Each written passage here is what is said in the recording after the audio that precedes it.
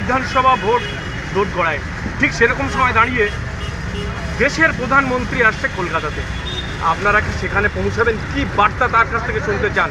আমরা একটা কথাই শুনতে চাই যে এবার আমরা বাংলা নেব, পশ্চিম বাংলা আমাদের দখলে আসবে, ভারতীয় জনতা পার্টি রাজ করবে, এটাই আমাদের মুখ্য উদ্দেশ্য এবং সেই বার্তাই নরেন্দ্র মোদীজি দেবেন আমাদের। বিশেষ কি আজকে আপনাদের জন্য ঘোষণা করতে পারেন? একদম পরিষ্কার কথা, আমরা কিভাবে লড়বো সেই স্ট্র্যাটেজি উনি বলবেন এবং সাংগঠনিক আলোচনার মধ্যে দিয়ে আমাদেরকে জানিয়ে দেওয়া হবে আমরা কিভাবে বুথে বুথে লড়াই করব এবং আমাদের বুথ শক্ত আছে, আমরা বুথ দখল করতে পারবো, আমরা ভোটে জিতবো, মানুষ আমাদেরকে চায়। আজকে মঞ্চ থেকে কি ভোট ঘোষণা হওয়ার সম্ভাবনা আছে? না, ভোট ঘোষণা নয়। যদি মোদিজি মনে করেন যে আমাদের বার্তা ভালো ভালো বার্তা দেবেন, কিন্তু 16 তারিখে অ্যাকচুয়ালি 16 তারিখে বলেছে যে যেভাবে হোক আমাদের ভোট ডিক্লেয়ার হবে এবং আমরা ওই দিন থেকে উল্লাস শুরু করব। আপনারা বসিরহাটের মানুষ কিভাবে নেবেন এই বিষয়টিকে?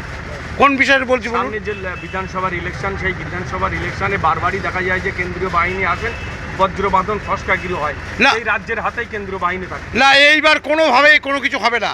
এইবার কেন্দ্র বাহিনীকে পুরো দায়িত্ব দেওয়া আছে, কেন্দ্র বাহিনী আর ভুল পথে পা দেবে না, কারণ সেইভাবে পরিচালনা করবে। আর বিজেপিকে মানুষ ভোট দেওয়ার জন্যে একদম প্রস্তুত, শুধু ভোটের দিন অপেক্ষা, রেজাল্ট বেরোনোর দিন অপেক্ষা। ভারতীয় জনতা পার্টি পশ্চিমবাংলায় রাজ করবে। সুভাষ চৌধুরী, বসিরহাট প্রাক্তন জেলা সেক্রেটারি। দেখুন, এইটা আমাদের একমাত্র লক্ষ্য। পশ্চিমবঙ্গের প্রধান বিরোধী দল হিসাবে বিজেপির এটা শেষ ব্রিগেড। এবার আমরা ক্ষমতাসীন দল হিসাবে ব্রিগেড করব। এরপর থেকে যে ব্রিগেড হবে সেটা ক্ষমতাসীন দল হিসাবে। আজকে বসিরহাট জেলা থেকে 20,000 মানুষ যাচ্ছে। প্রচন্ড উৎসাহ, দেখতে পাচ্ছেন তো, প্রত্যেকটা বাসে এমনি সিটগুলো তো সব বোঝাই, তারপরেও মানুষ মাঝখানে যে ফাঁকা জায়গা আছে সেটাতে চট পেতে বসে যাচ্ছে। আপনাদের দলের সর্বোচ্চ নেতা আজকে আসছে কলকাতায়, তার মুখ থেকে আজকে আপনারা তার কথা শুনবেন। কি মনে করছেন, কি হতে পারে, মানে কি বার্তা দিতে চলেছে?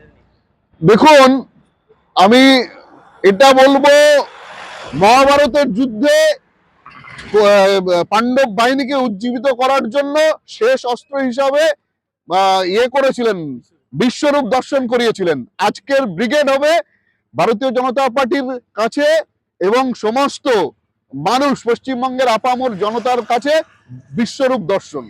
এটার পরে যে সাধারণ মানুষের মধ্যে একটু দ্বিধাগ্রস্ত ভাব আছে সেটা কেটে যাবে এবং একদম বিজেপির সরকার 26-এর নির্বাচনে হচ্ছে, এটা নিশ্চিত হয়ে যাবে। 26-এর নির্বাচন তৃণমূলের বিসর্জন। আপনার সাংগঠনিক জেলায় মোট 7টা বিধানসভা আছে, কি আশা করছেন কয়টা বিধানসভা আপনার জয়ী হতে পারবে? মিনিমাম তো আমরা 5টা জিতবো। এখন রাজনৈতিক পরিস্থিতি যেভাবে যাচ্ছে, এরপরে আরো বেশি রাজনৈতিক প্রেক্ষাপট পরিবর্তন হচ্ছে, হয়তো সাথে সাথে হয়ে যেতে পারে। আপনাদের আজকের ব্রিগেড সভা কতটা মানে কর্মীদের মনোবল চাঙ্গে করতে কত পার্সেন্ট সহযোগিতা করবে? 100%। আমি তো বলবো 100-এর উপরে। আর বললাম তো, আজকের ব্রিগেডের সভা হবে মানে সেই মহাভারতের শ্রীকৃষ্ণের বিশ্বরূপ দর্শনের মতো।